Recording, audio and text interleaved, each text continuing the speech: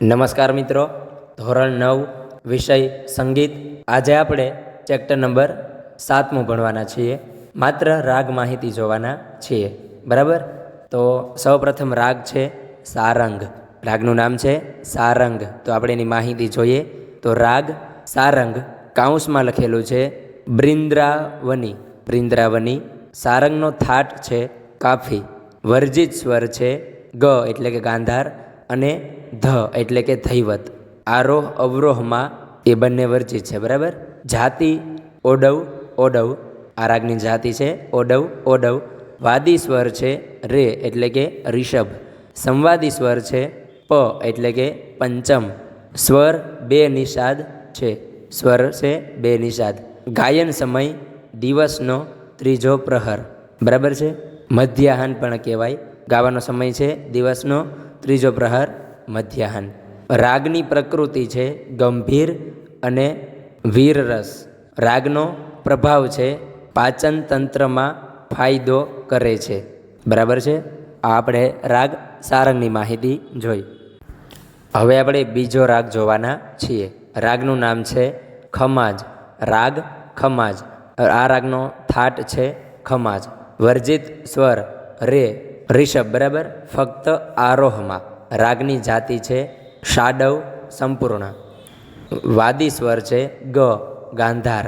સંવાદી સ્વર છે ની નિષાદ. સ્વર બે નિષાદ છે. ગાયન સમય રાત્રિનો બીજો પ્રહર, મધ્યરાત્રિ. રાગની પ્રકૃતિ છે શૃંગાર. રાગનો પ્રભાવ છે માનસિક તણાવ દૂર કરે છે.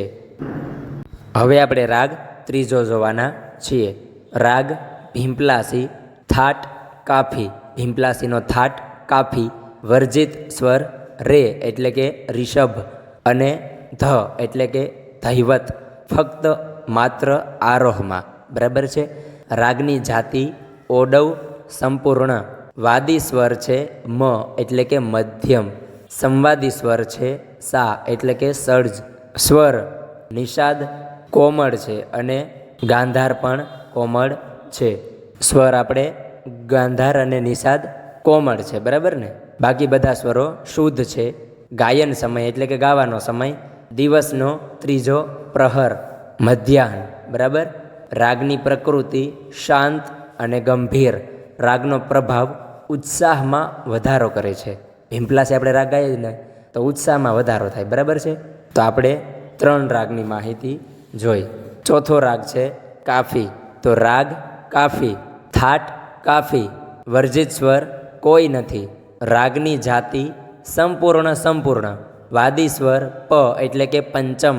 સંવાદી સ્વર રે એટલે કે રિષભ. સ્વર ગાંધાર અને નિષાદ કોમળ છે. બાકી બધા શુદ્ધ છે. ગાયન સમય રાત્રિનો બીજો પ્રહર, મધ્યરાત્રિ.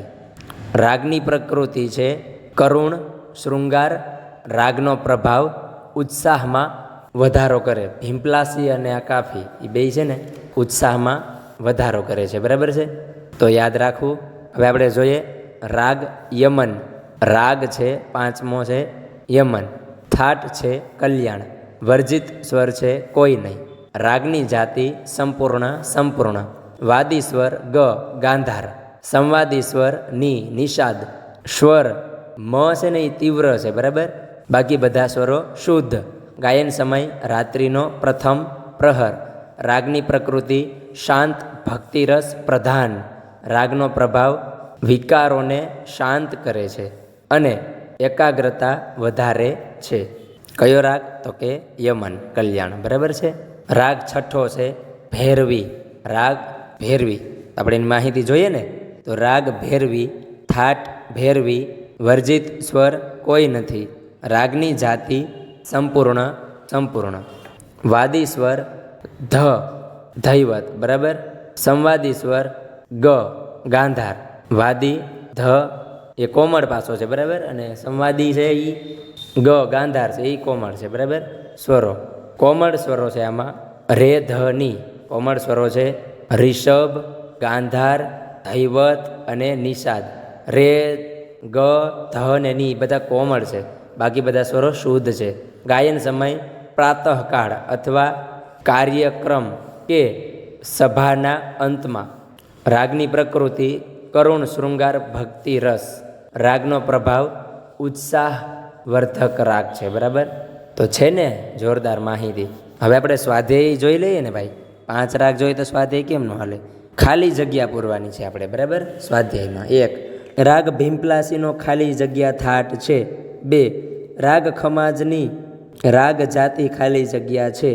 3 ખાલી જગ્યા રાગના આરો અવરોમાં ગ અને ધ બંનેય સ્વરો વર્જિત સ્વરો છે. 4 રાગ ભીમપ્લાસીમાં ગ અને ની સ્વરો ખાલી જગ્યા છે. 5 રાગ કાફીની જાતિ ખાલી જગ્યા છે. 6 રાગ યમનનો વાદી સ્વર ખાલી જગ્યા અને સંવાદી સ્વર પણ ખાલી જગ્યા છે. હવે 2 જોડકા જોડ અ અને બ. 1 બ્રિંદ્રાવની સારંગ, એમાં 1 છે વાદી પ, સંવાદી રે. બીજું છે ખમાજ, કલ્યાણ થાટ, ભીમપ્લાસી ઓડવ, યમન સાડવ સંપૂર્ણ, ભૈરવી કાર્યક્રમ સભાના અંતમાં, કાફી થાટ. નીચે આપેલ પ્રશ્નોના વિકલ્પોમાંથી જે વિકલ્પ સાચો હોય તે વિકલ્પ પર ખરાની નિશાની કરો.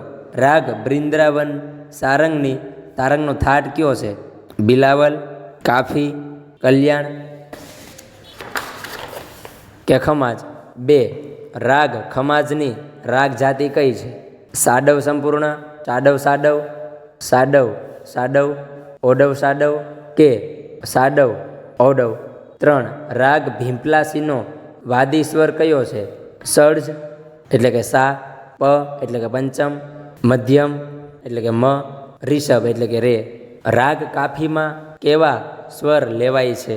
એ રેધ, 2 નિષાદ, સી બધા, શુદ્ધ કે ડી ગ અને ધ.